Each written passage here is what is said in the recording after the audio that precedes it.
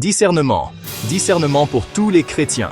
Ne priez pas contre la volonté de Dieu et ses voies bibliques envers Israël ou contre Israël. Partie 2. Plongeons plus profondément.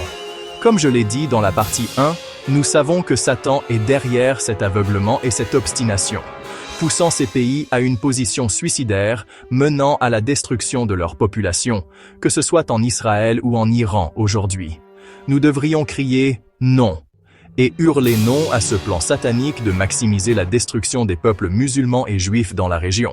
Maintenant, alors que vous saisissez le minimum de bon sens et de discernement, vous devez vous lever avec puissance, vous distinguer, prier, commander et décréter au nom de Jésus, dès maintenant, tenir bon, affronter et conquérir pour la victoire du Prince de la paix sur terre, pour la gloire du Très-Haut Dieu, vivant notre Père.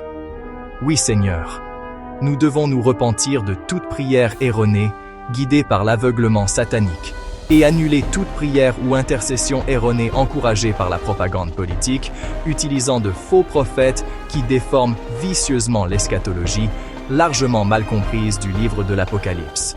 Halte et stop! Nous n'avons pas à prendre parti pour une race ou une ethnie contre une autre. Non, ni pour le soi-disant Israël d'aujourd'hui, ni pour l'Iran, mais strictement pour le temple vivant et la vie de tous les chrétiens de tout le Moyen-Orient. C'est la bonne position pour être béni par le Dieu Très-Haut, notre Père. Je n'essaie de pousser personne contre le bon sens et la position biblique de notre christianisme qui dit littéralement « Il n'y a plus ni juif ni grec, il n'y a plus ni esclave ni libre, il n'y a plus ni homme ni femme, car vous êtes tous un en Jésus-Christ. » Galates 3:28 dans la Bible.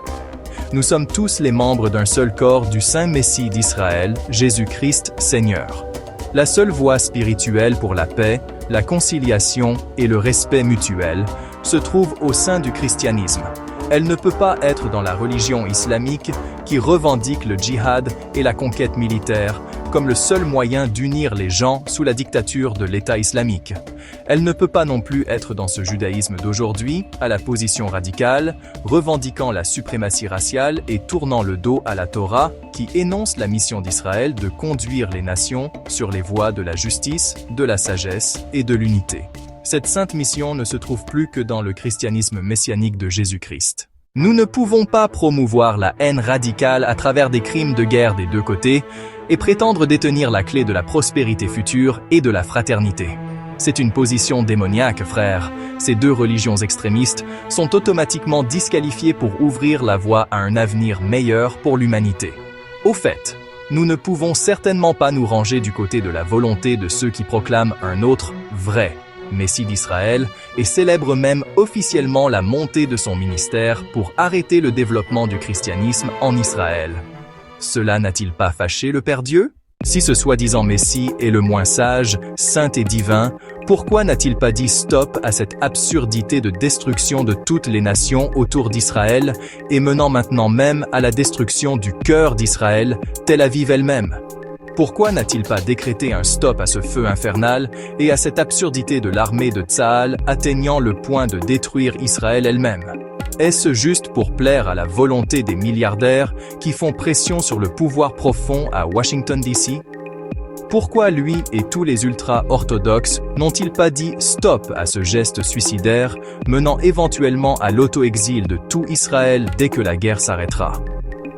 Vous verrez cela arriver, car personne n'aimerait vivre et investir dans un tel pays gouverné par des religieux extrêmement ambitieux, rêvant de dominer toute la région de l'Euphrate au Nil sans aucun modèle de justice ou de sainteté à offrir. Je ne suis pas un prophète de malheur, ni même un prophète du tout. Je ne peux pas en dire plus à ce stade, pour ne pas que mon appel au discernement ressemble à une propagande opposée. Dieu nous en préserve.